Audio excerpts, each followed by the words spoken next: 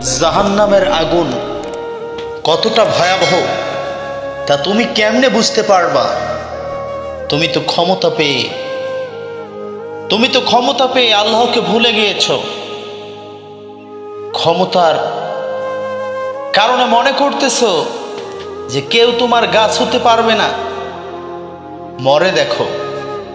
একবার মরে দেখো, জাহান্নামের আগুন তোমাকে গিলে খাবে। তুমি কি জানো না দুনিয়ার আগুনের চেয়েও ৭৪ গুণ বেশি তাপ?